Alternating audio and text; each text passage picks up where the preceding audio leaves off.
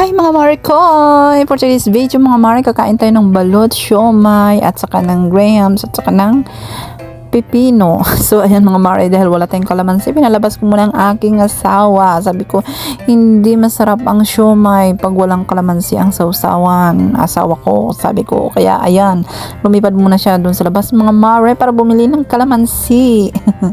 So ayan mga Mari, saglit lang siya kasi nagbike siya, kaya bumalik na siya. So ayan, may pa-practice pa yung asawa ko Mari kung paano niya sasanggain yung mga sipa at suntok ko sa kanya. So ayan mga Mari, nakaprepare na. Nagbigla kasi ako nag-crave mga Mari, kasi duman ako nung pag-uwi ko niyan mga Mari sa Sandigan is nag-crave ako sa mga kumakain doon ng mga siomay, mga fishball, mga ganoon mga Mari, at saka ng balut. So ayan, dahil may balut naman kami sa ref mga Mari, matagal na yun, dala ng asawa ko galing sa Nueva Ecija, dala ng kanyang katrabaho mga Mari, pinabili niya doon yung mga nabibiyahe doon. So ayan, at saka yung siomay dyan Mari, it's ilang buwan na yan sa ref, buti hindi nasira mga Mari, kaya kainin na lang natin bago pa masira, sayang.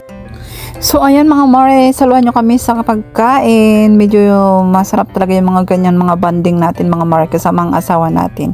Mas masarap pa sana yan mga Mare kung may, alam nyo na, may alak mga Mare o red horse. Pwede rin yan pulutan. Pero kasi mga Mare, hindi kami uminom dyan kasi ewan ko ba, bihira din kasi kaming uminom ng mga ganyan mga Mare. Hindi tulad dati na nagbabanding kami, it's umiinom-inom naman kami Mare. Pero ngayon kasi hindi namin type mga Mare, kasi maaga kaming gumigising kasi pang araw kami sa trabaho.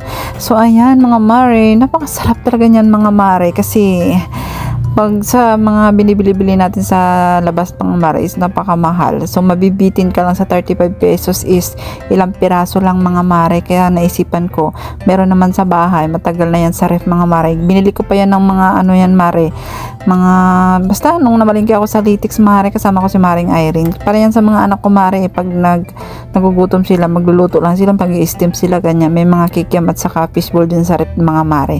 Pero kasi iwan ko ba sa mga anak ko mga Mare, tamad magluto para sa sarili nila, kaya ayan, yung kaysa naman masira mga Mare is niluto ko na lang, kasama ko yung asawa ko. Wala yung mga anak ko dyan mga Mare, kaya dalawa lang kami niyan kumain. So ayan mga Mare, pagkatapos namin kumain dyan, naglikpit na ako kasi yung asawa ko Mare magluluto pa yan ng ginisang talong. Ulam namin, hapunan namin, o diba walang kabusugan mga Mare, after ng maraming kinain Mare, kakain pa ng hapunan. Takot pumayat mga Mare ang kumare nyo. So ayan, habang nagluluto yung asawa ko is nakaupo ako dyan, tinitignan ko lang siya.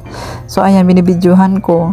So ayan, paborito niya yan mga Mare, talong na ginisa na may oyster sauce, ganun lang mga Mare, walang itlog Mare, ginisa laang. Napakasarap niyan, simple lang Mare, kasi fresh pa yung talong galing Nueva Ecija. So ayan mga Mare, pinititigan ko yung mukha ko, laki ng eyebag ko. So ayan, luto na, magluluto na ang aking asawa. Hanggang dito muna ang ating video mga Mare, bye.